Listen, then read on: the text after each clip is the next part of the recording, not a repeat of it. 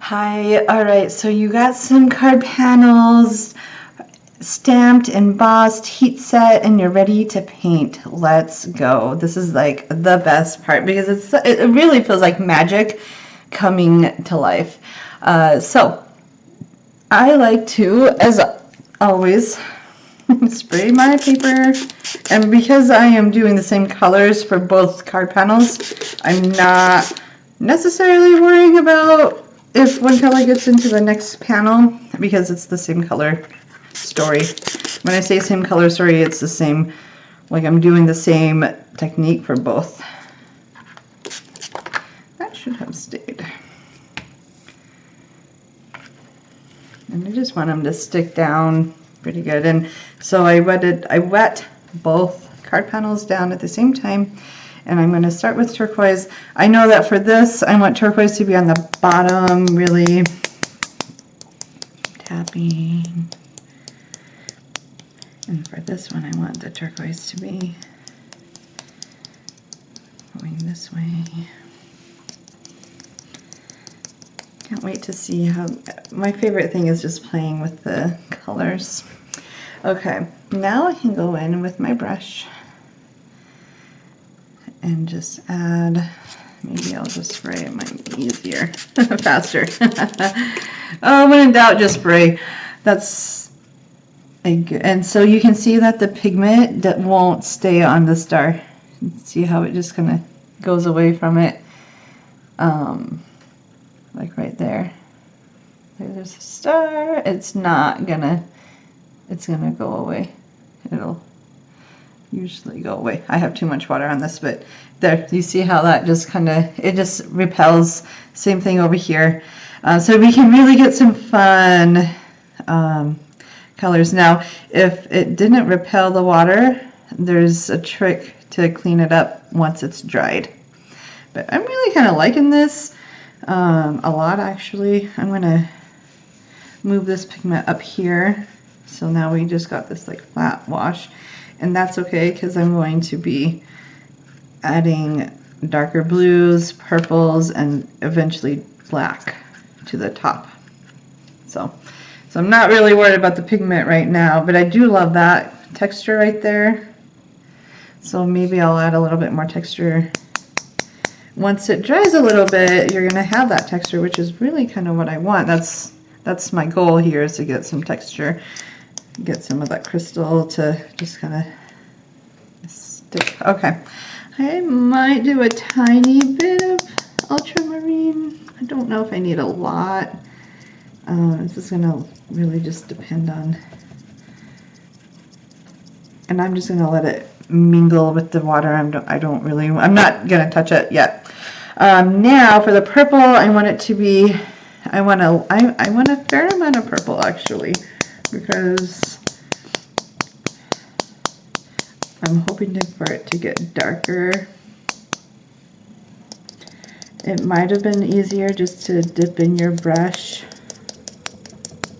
but I didn't think about that when I was going for it.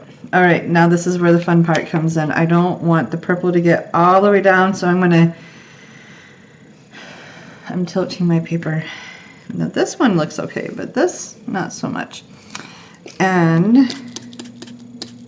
I want it to move quite a bit. Oh, isn't that's gonna look really cool. This is the gold. You can kind of see the gold in the light. That's looking really cool. I'm gonna let that sit for just a little bit so the purple can mingle in a little bit more with the blue. I really, really love how that purple's turning out. And I added more water than I probably wanted, so I'm going to add more purple. I really want the purple to show up. And I want the blue to show up too, but I really want the black to, yeah. You can also use your finger to add texture. There, that's already looking really cool. Okay, let's go here. Let's see what I can do here. Here is the purple.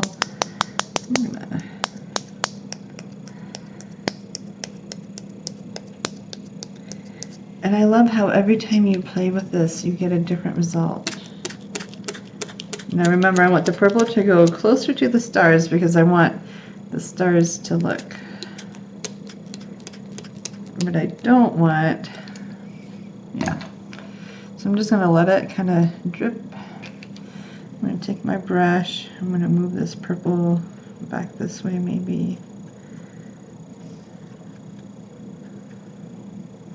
I'm also going to take my towel and wipe up some of that color.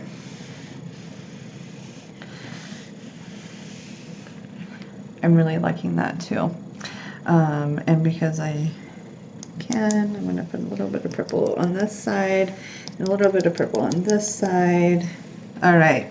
Now, while it's still wet and movable a little bit, this is where I'm hoping that the black will really add to this galaxy effect that we're going with.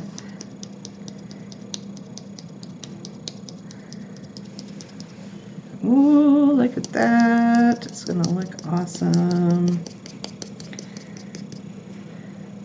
I don't know if you can tell how dark that looks. Isn't that pretty? It's gonna dry a little bit lighter. I'm okay with that. I think I'm going to spray just a tiny bit. Let it kind of dribble down. There we go. Look at that. That's beautiful, isn't it? Sometimes, even though you are a seasoned Brusho artist, you don't always know if Brushos are going to work. But color theory says that this should have worked, and it did. And I cannot wait for it to dry, but I'm calling that done. I'm walking away from it. If I touch it anymore, it's gonna lose its magic. Okay, so you saw the gold. Now let's do the white, and it's still pretty wet. I think I might add a little bit of water to the top so I can really get that black to move.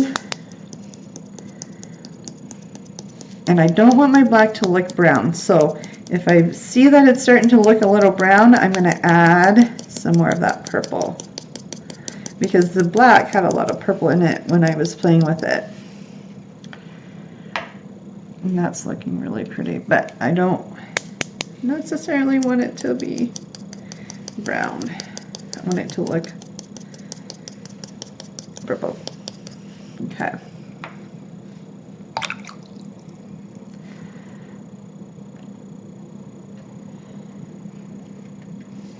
Alright, I really like that too. That's going to look really pretty. And for this one, I think I am going to just spray it down a little bit. Give it kind of a drippy look. Make it look like maybe more of an artistic.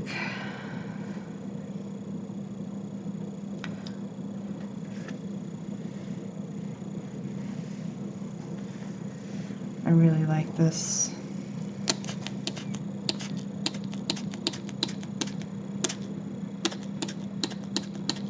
And because the turquoise is pretty much already on there, look at that. That's going to look really pretty too. So you get this really pretty purpley teal galaxy look to it. Or you have something that we're playing a little bit more safe and just have that extra texture with the black. I think they're both going to look really fun. I had the light on so it's easier to see, but I'll try and so you don't see all that glare. Look at that. Isn't that going to look beautiful? Now I'm just going to soak up this extra color because we don't really want it to. But that is how that's a fun way to use a resist.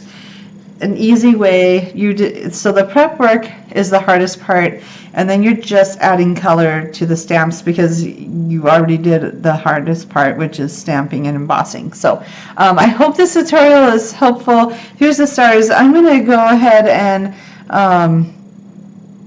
paint some more, and just you can watch me paint. I'll give tips along the way, and those two are done. I'm going to call those two perfect and set them off to dry. All right. Clean up my workstation again. I'm going to turn my light back on. so you can see. And let's go with the seed packet stamp. This one. So I stamped it, I heat embossed it with white ink, white embossing powder, and now I'm ready to start. Now, I really enjoyed that mossy green color. Again, I know, big surprise there, it's one of my favorites. And then from the color play, I knew that New Gamboge kind of worked as like a buffer kind of, so we're gonna go with that too. And I'm just gonna start. I don't know if I want my whole painting wet at this point, so I'm gonna use my paintbrush and I'm going to add just the purple where the flowers are.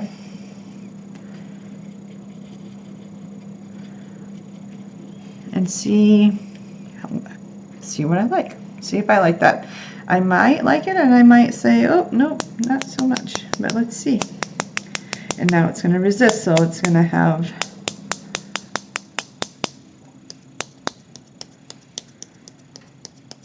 remember, I'm wetting it around the flower because, yeah, that's looking pretty cool.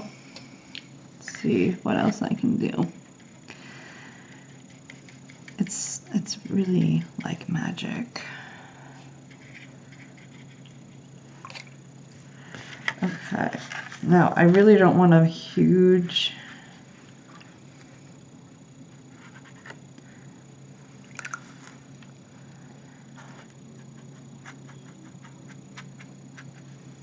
and sometimes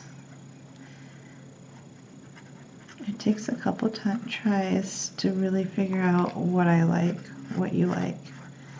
We don't know until we try. So there's a lot of Brusho on this, which is good, I think.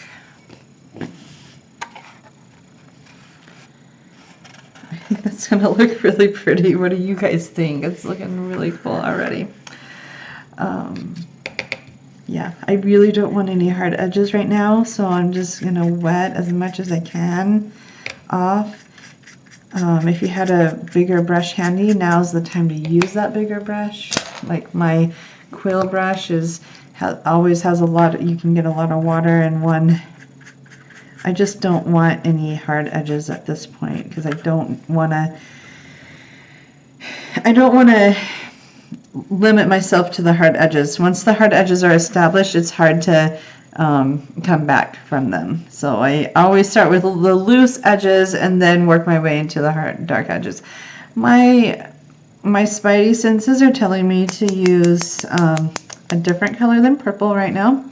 I'm good with that, just because I really wanted this to be a loose and fluid stamp. Image. I don't want it to be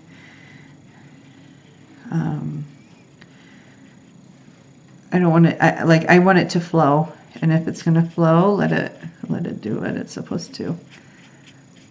Oh yeah. I will say with Brushos there is a point to no return, and I think I'm about to that point where if I do much else to this card panel, I'm going to be at that point of no return. However, I see that my purple is now blending too much. Like, I want some more of that really pretty look. And a lot of times you just have to let the stamp and the color speak to you. Maybe, you know, I thought it would be really pretty to do this green and gold, and I will do that. I always like to heat emboss more than just one panel. So I have like 2 more panels of the same thing. But I'm going to call this good for now. I know I could add maybe some texture. I might add just a tiny bit of texture right there just to give it some kind of element right there, just so so they know that there's a artistic quality to it. Okay,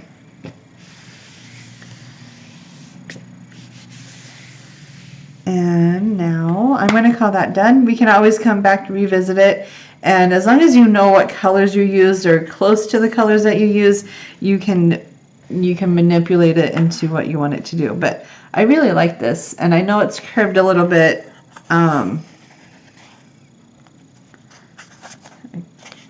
But there, isn't that pretty? And all I did was I embossed it first and then added a little bit of Brusho to it, and that's what you get. Isn't that's going to look really cool. That's going to be a fun art journal piece, card. I have a friend that loves to garden, and she loves watercolor, so I see this being a really, really cool card panel for her. So the one thing that you could do that I always seem to forget is add a little bit of iridescent powder to it. I'm finding that it's easier to use a brush and add it on at the end, and I'm going to do the blue. I really think that this Brusho Sprinkle It adds just the right amount of glimmer. I don't want it to overpower by any means, but it really does add that special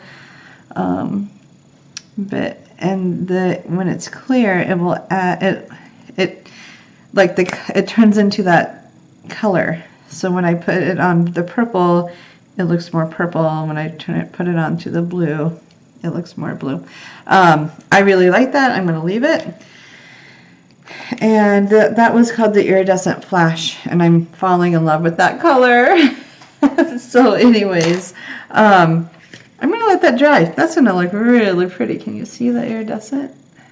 Yeah, there you go. See how pretty that is? All right, on to the next card. Let's do something that isn't as abstract, or let me do one more of that seed packet one if I can find it. I thought I printed or stamped like 5 images of that. But I'm not finding it anymore.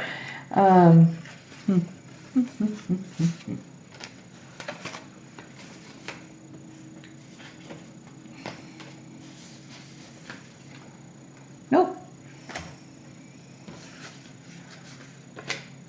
Huh. Well then. Guess not. But I do have a bunch more. Let's try this rose again. Let's try this rose. We haven't actually played with this rose. Now, what I like to do with a single, like this is a rose stamp. I don't know if you can kind of see where the lines are. I'm going to start with the rose first, and I'm going to go with New Gamboge.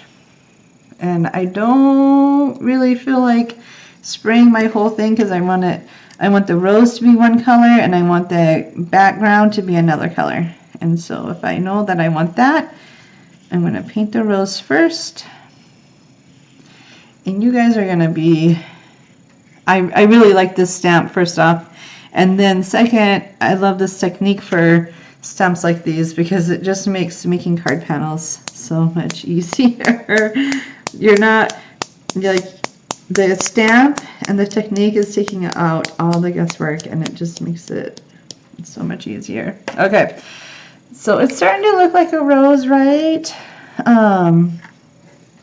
At this point, I like to add a little bit of pigment on my work surface and then just start painting in.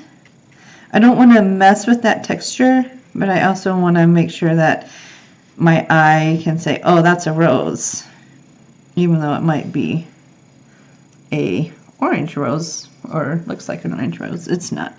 I'm going to take some water and just kind of fade in those edges.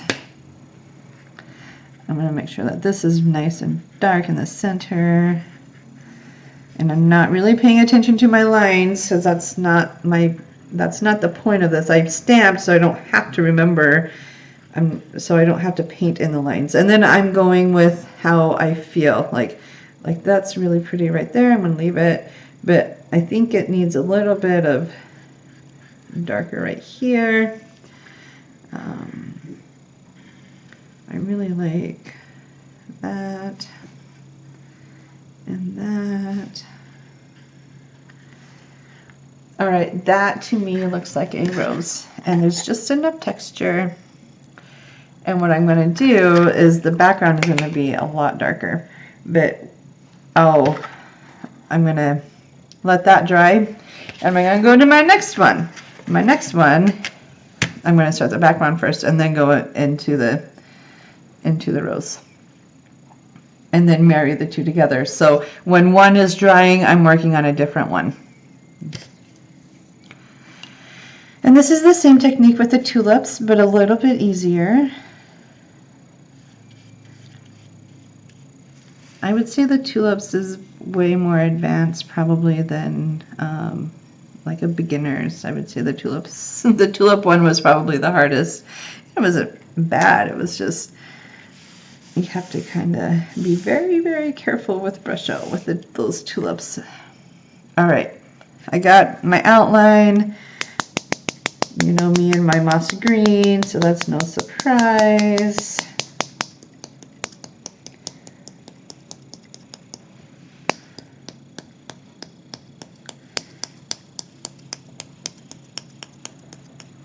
Okay. And because I can, I'm adding a little bit.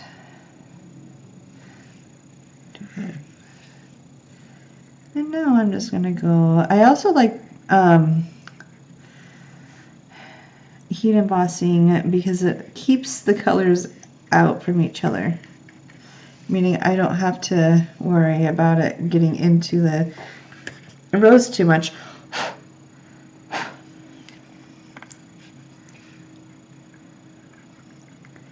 I am tilting my paper because I want it to have that natural line. I don't want it to look like I just painted red or red. I want it to look natural. One of the ways to do that is to let your paper tilt and to add a lot of water. When in doubt, I always add water because you can always add more pigment, but you cannot take away pigment. And water helps with that. Okay, I like that so far. But because I'm me, I have to add more texture. More brushes. Okay, I like that. Now I'm gonna, yeah, I think I do, right? Where, I can be pretty controlling where the spray is, if you do short little spurts.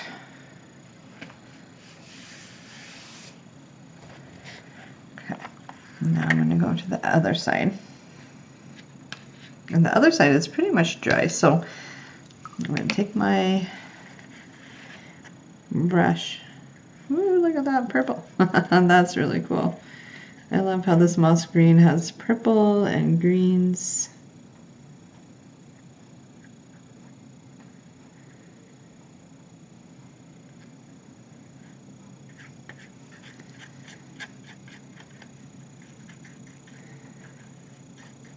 If you're wondering where to get stamps, I always think, oh, you'll just start finding stamps, and that is a very true statement.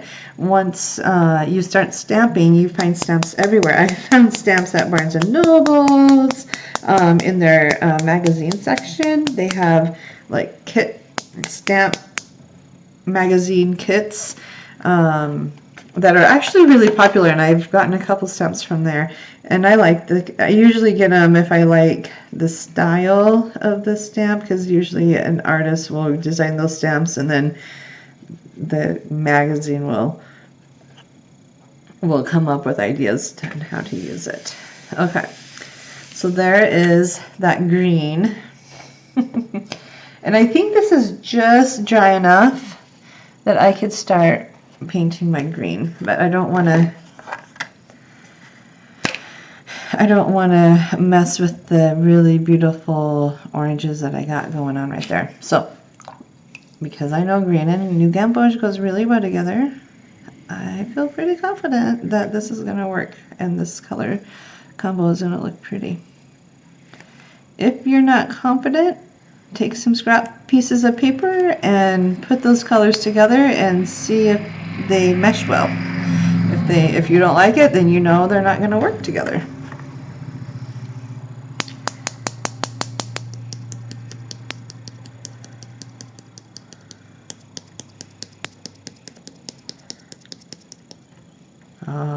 That's looking really pretty. I'm almost thinking I want a little bit of this ultramarine too.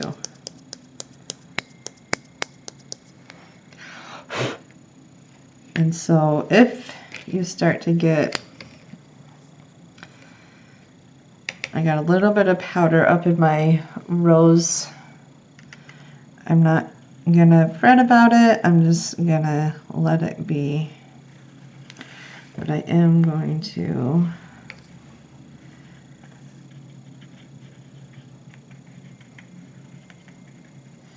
add more of that dark right in here.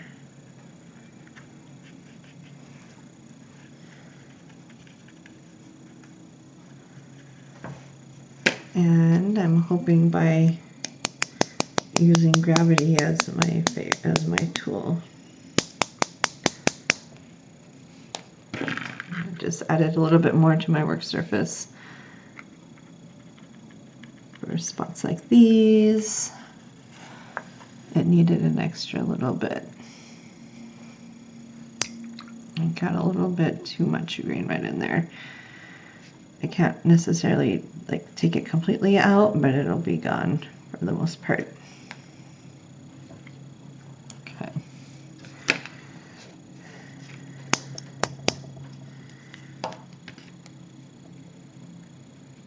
I really needed some extra darks. Okay, I like that. Now we can go to the next side.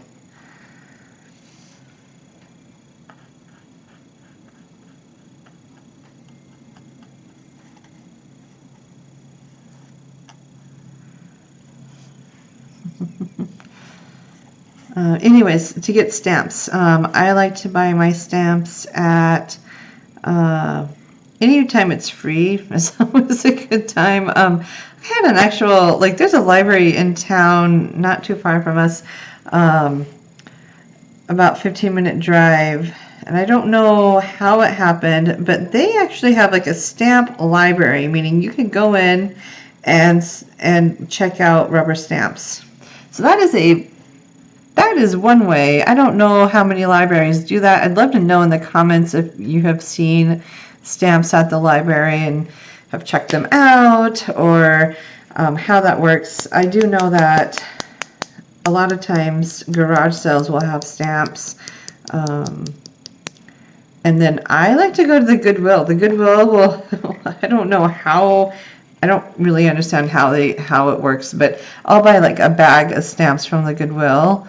So I don't know if it was from like one person, or they just get a whole bunch of rubber stamps and then put it in a bag and say, okay, for $5, here's a bag of stamps. I have no idea how they price out their stamps, but I've gotten some really cool rubber stamps. In fact, the seed packet stamp was was a Goodwill find, and then some of the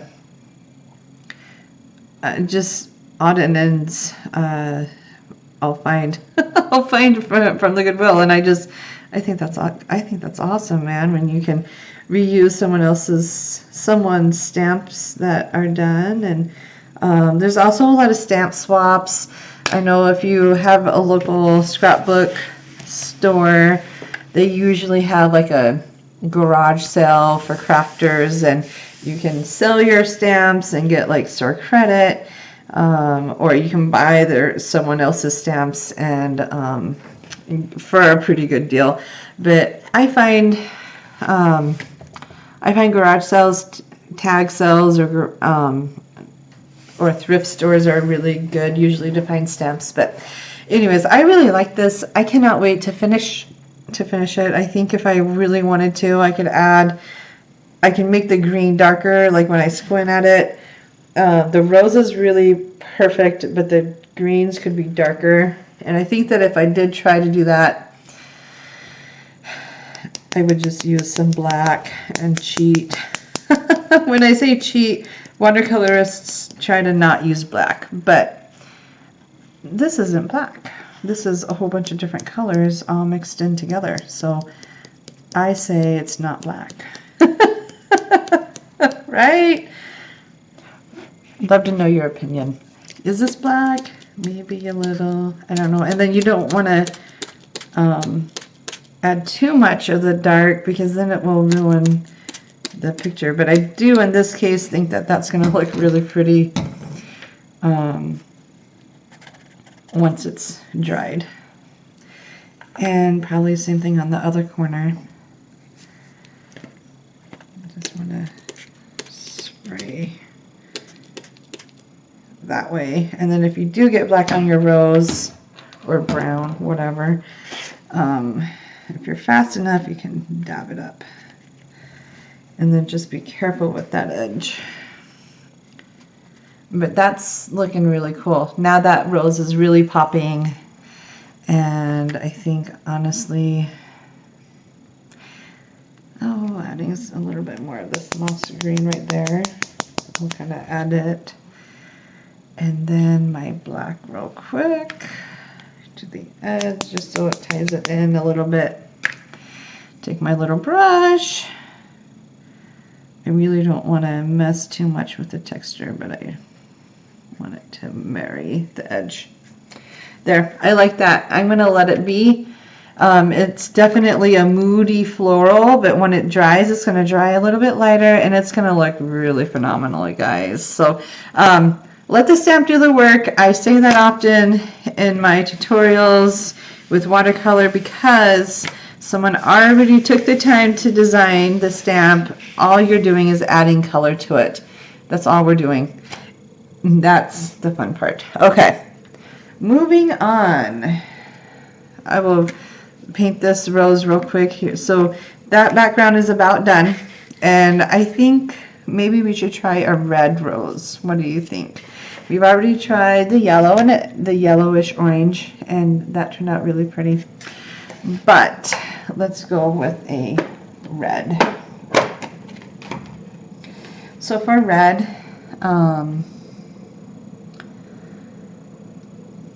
let's go with I'd be tempted to go with the sandstone and the OST red, but we'll go with this first. I also thought about a brilliant red, but the thing I don't know about the brilliant red is there's not really a whole lot of colors. That's why I like the new Gamboges, because it had the yellows and the reds and the oranges.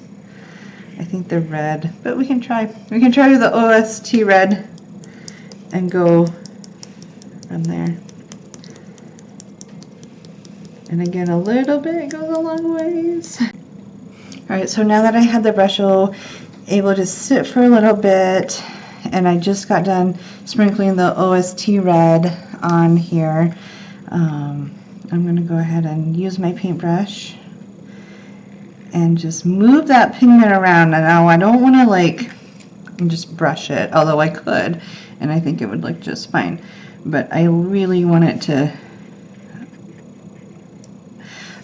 look like it's watercolored in a way that I didn't just paint. So I want the different values, I want the different tones, I want my pigments to bleed. I really like that, the way that is. I'll do that on this side. Yeah. I'm gonna take some of that pigment, add it maybe over here. Add a little bit deeper red right there. Now, like, roses are usually lighter on the outside and not on the inside. I'm just doing it backwards, which is fine because it's my piece of work. I can do what I want with it. But if I were trying to make it more realistic, the outer petals would be a little bit lighter than the inside, but you get the idea. I don't think it has to be like perfect or anything, that's going to look really pretty. And I think to add just a little bit more to the rose, I'm going to add some iridescent violet, and that will give it a hopefully really pretty. And I'm going to just use my dry brush. This is a dry brush. This is like, I find a brush that I know it will always be dry, and then I can be pretty strategic on where this Brusho gets, like, I can't control it if it gets to the outside, but I can at least really have a lot of control over it, I guess. All right, I think I'm going to let that be. I think once I, like, bing. Yeah, I like that. Okay. All right. That's going to look beautiful, and I'm going to move on to the next one. This one's going to be a really pretty one to work with. So there's that. Okay, so far with these, I got these two different ones. One's more of a moody background, which really looks striking to me. One is more keep it careful, but there's the bright red rose. The trick with both of these is that you really, really have to just play with your Brushos and know exactly how much to put on. So I made it look easy, and that's because I've had a lot of practice. So don't be upset with yourself if your rose turns out completely red and there's no pinks or no whites, because it does take some time. And this was the same way. It just takes time to play with your Brusho, and this is going to look really pretty. I'm really proud. And actually, why not? Because I really like this the darker edge. I'll go ahead and just lightly add some of that dark black. And I'm just going to let it sit. Now remember, it's not black because there's a lot of other colors to it. So it makes me, but it will make it moody. Moody is a good word for it. Now what I think I'll do is, yeah, see how I can,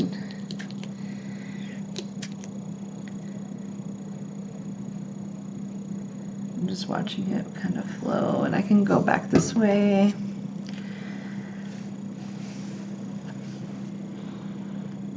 Now you might be thinking, why would you waste all your time putting the green down when you're just going to cover it up with black? Well, that's not the case. When it dries, you're still going to see a lot of the green. It's just when it's dark like this, you don't always. But you are right. It might seem that way. Watercolor is translucent, so you can't, you're going to be able to see the green underneath, but to add some of the, there. I'm already seeing that red that I accidentally maybe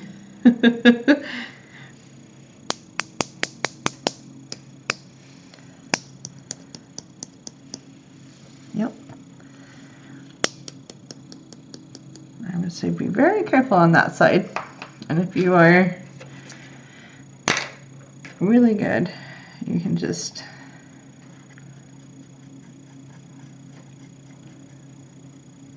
my goal here isn't to just cover this whole thing with black. It's just to add a little bit of, but look at that. That's going to look stunning when it's dried. I really like that. All right, setting that to dry. And I think we have two more to play with. Let's go with something more bright and vibrant. All right, so on the color wheel, my favorite trick for everything is on the color wheel, this gold, the opposite of yellow, gold, orange, whatever, is the blues. So remember that color play? Again, it's coming in. Our knowledge from our color play comes in with these. I'm going to start with turquoise. And I know I want turquoise in the, like the background, right? And this is a really fun, this is called a background stamp, right? Background stamps are great for quick and easy cards that was handmade by you. Now with this, I'm going to go ahead and spray a little bit more. I would love to know, I know Tailored Expressions made the stamp, but my curiosity is this, why did they make a stamp like this? I mean, I love it, but I never would have thought to use this as a background stamp. So it just makes me wonder, like, what made them choose. And then I'm going to go in and I'm just going to, wherever I feel like putting the purple, again, it's very intuitive. I'm not, like, it's color play at its finest. And I don't want to overdo it. All right, I'm going to let that dry. The nice thing about all these little things inside here is that if there's a whole lot of pigment, it's going to dry thicker and it's going to look really pretty. Like right in there is going to look really neat. And I might even just take a little bit because it's really wet. I can take some of this thick pigment, this wet pigment, and just add it over here where it might not have as much pigment. Yeah. I can always just, loose and fluid is the name of this game. And I suppose if you really wanted to, you could put some extra purple down right there.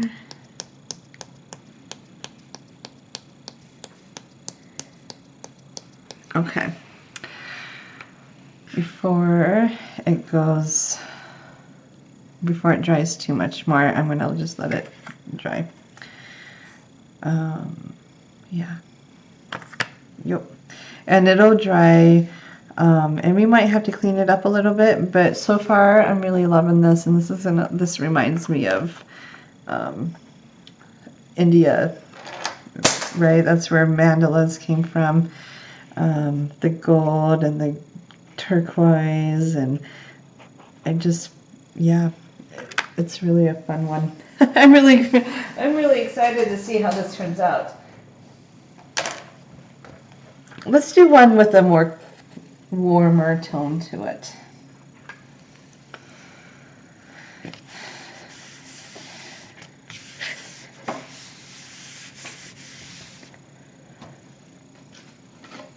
Ready? I think we're just going to do like orange and red. We'll start with orange. And I'm kind of a firm believer that if you leave it on it'll stay a little bit nicer because it's adhering to the page. Okay, I think that'll stick. And I just want to, I'm going to put orange all over. It's going to be very more artistic, more of that messy, artsy look. I'm okay with that. Let's go with Brilliant Red. And I'm going to just put that in the middle. And now I'm just going to kind of watch it and see what happens. I really like how that's turning out to be. I really like that. I'm really loving this. There's not a whole lot down here. Ooh, that is looking cool. All right. I'm going to take my orange. I'd rather add orange first than red because I can always add red. I can't take away, I can always add. I don't know, man. I'm almost tempted to say, let it be. And when it dries, the red in the middle is gonna look really cool. The Brilliant Red. Let's add a little bit more. We want some texture, don't we? I do. I don't know about you.